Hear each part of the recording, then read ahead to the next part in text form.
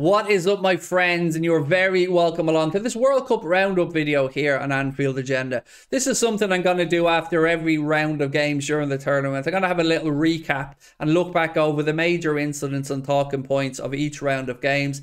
This video and all of our World Cup content at Anfield Agenda is being brought to you with thanks to our friends at Circl, the all-new football sweepstakes game where the winner is decided by events that happens on the pitch and every single moment counts. You can download Circl with the QR code you see on the screen there now, or the link in the description.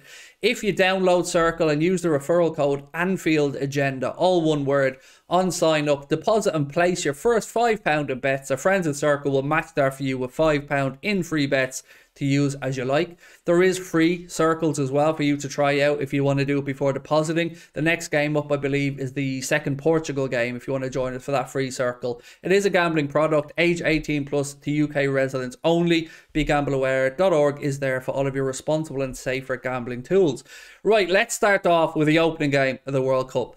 This is a game that I'm sure Qatar hoped to take something from, but Valencia and Ecuador came and spoiled the party. Valencia scored a double in that 2-0 victory. And I suppose the major point around that game for me was that the stadium started to empty out fairly quickly at half-time. The second half was a bit of a drab affair. 2 goals from Ecuador and Valencia in the first half pretty much sealed the 3 points. But it was interesting to see the stadium emptying out, and yeah, they're already knocked out of the tournament as I record this, so we will move on to the next game I want to touch on, which of course involved Liverpool's Virgil van Dijk and the Netherlands. They ran out 2-0 winners over Senegal. Senegal obviously without Sadio Mane, who's missing the tournament. But again, the major point for me around this game came from the fact that Chelsea's goalkeeper Mendy had a complete shocker. 2 mistakes from him led to the 2 goals in it. Cody Gakpo's opening goal was a good cross in. Gakpo got there before Mendy, and if you leave your line as a keeper, you've got to get to the ball. He didn't. Cody Gakpo got there before him and opened the scoring. And then later on in the game, just coming to the closing point of it, there was a strike from one of the Netherlands players that Mendy pushed back into open play, only for Davy Klaassen to be there and slot it home to give the Netherlands a 2-0 victory and set Louis van Gaal's side off to the perfect start. I was very pleased, though, to finally see Virgil van Dijk make his debut at a World Cup for Holland, because, of course, Holland have been a bit up and down in recent years, and Virgil was a bit of a late developer onto the world scene. So happy for him and the Netherlands that they got off to a comprehensive 2-0 win.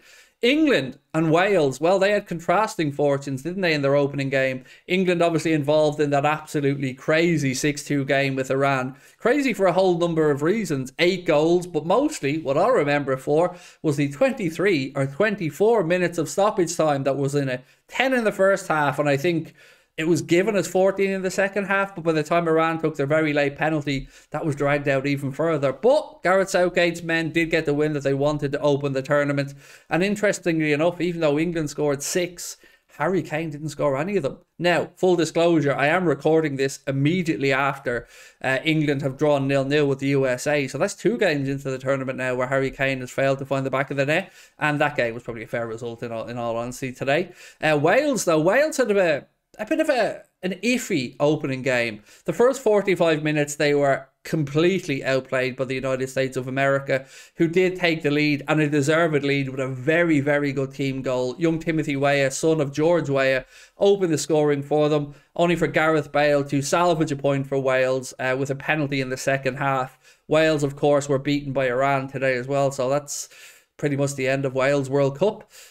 Sorry, I wish I had better news on the Wales front. But yeah, that was a game of 2 halves, that Wales-USA game. And the second half, probably a lot more balanced than the first, where I thought the USA ran away with it. And the next game that I wanted to speak about was on Tuesday, and that was probably the biggest and the first shock of the World Cup. Saudi Arabia beating Leo Messi's Argentina.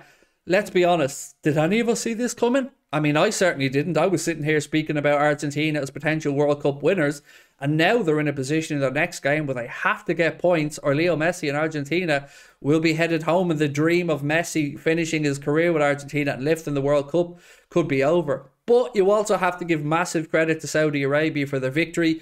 I believe they had a couple of weeks together before the tournament to, you know, acclimatise to each other, to train to better preparations than a lot of other countries. And, well, it paid off. They won by 2-1 and got themselves off to a dream start. Defending champions France were next up, and they suffered an early shock against Australia, who scored first. And again, just like I spoke about with the opening American goal of the tournament, that Australian goal was absolutely top-notch. A very good team goal, and we were all starting to wonder, is the curse of the defending champions going to strike again? But French fans didn't need to fear, because they did run out 4-1 victors in total. Some really good football and a couple of great goals from Olivier Giroud, who equalled Thierry Henry's goal-scoring record on 51 for France. And you'd be a brave man to bet against them not breaking that record as the tournament goes on. So congratulations to France on that 4-1 victory. I think the scoreline was probably a little bit harsh on Australia, but France, the defending champions, off to a winning start.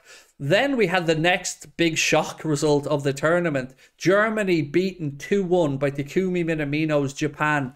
Probably not as big of an upset as Saudi Arabia beating Argentina, but still, the Germans under huge pressure now. Their next game is on Sunday against Spain, a game that quite simply they have to get something from.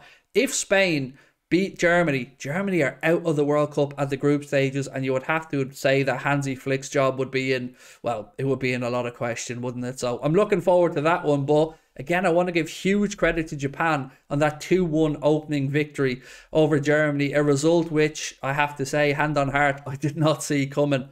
On Wednesday then, Spain hit Costa Rica for 7 goals, and one of the things that we all probably say about Spain over the years is, particularly in recent years, they play some really attractive football. They're certainly very technically adept, but scoring goals can sometimes be a little bit of a problem. I expected Alvaro Morata to start in this game. Morata didn't start, but Spain needn't have worried. They banged 7 past Costa Rica, and that youthful midfield of Gavi and Pedri really did look exquisite. And Jose Enrique is probably rubbing his hands together right now. And you'd have to say, if Spain continue to play like that, you can't rule them out from potentially going all the way in the tournament. I thought they were mightily impressive. Now look, Costa Rica aren't the strongest of competition they'll face, but 7 goals nonetheless needs to be respected. The first round games then rounded off with a cracker between Portugal and Ghana. Europa League Ronnie's men edging a 5-goal thriller there, 3-2. Ronaldo scoring a penalty, which made him, I think, the first player to score in 5 World Cups, 5 consecutive World Cups. So, yeah, some credit due there, to be fair. And some credit to Ghana as well for making a real game of that. Again, I thought that would have been a handy win for the European side, but Ghana made a good fight of it, and Europa League Ronnie's men just about running out 3-2 winners. Now, we move on to another guy who I'm not very fond of, but I want to give immense credit to, and that is Richarlison. Richarlison scored probably the goal of the tournament so far in Brazil's 2-0 opening game victory over Serbia. Serbia, as we know, were a very good side, very technically competent, very physical, I should say. And that was a good win, albeit Neymar, I think, is ruled out now for the next 2 games. Is that a good thing or a bad thing? I mean, I'll leave that up to you to decide. But we did see a double from Richarlison give Brazil a 2-0 lead. And now, as I said, if I look ahead a little bit to the second round of games, I've just seen England-USA draw. We've seen Wales beaten by Iran, which pretty much puts Wales out of the tournament, I believe, unless something really dramatic happens. Or maybe they're already out and I just don't know. But either way, Wales in a whole world of trouble. But as I touched on earlier on, the big game for me of the second round will come when Spain take on Germany in a game where, if Germany don't get something from it, they are gone. They are out of the tournament, and that would be a huge, huge shock.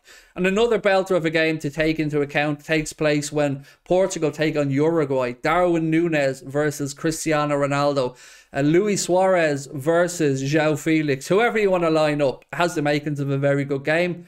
Portugal, of course, won their opening game. Uruguay drew 0-0. So, yeah, looking forward to it. And as I said, I'm going to give you guys a recap every single time we finish a round of games. I'll be back to let you guys know my thoughts on it, and again, what we can expect moving on. Thank you to you guys for tuning in. Thank you to our friends as well at Circl, the all-new football sweepstakes game, where the winner is decided by events on the pitch and every single moment counts. Don't forget, scan that QR code on the screen to join us for the next Anfield Agenda Circl goal gifter, which will be for the next England game. It is a gambling product, age 18 plus, and begambleaware.org is there for all of your safer and responsible gambling tools. The product is only available to residents of the UK. Right, let me know in the comment section after those first round of games Who do we think is going to lift that trophy at the end? For me, you'd be a brave person to bet against France. But the outsiders, don't write Spain off. They have a lot to say left in this tournament. Thank you, my friends, and I will talk to you soon. Much love. Bye-bye.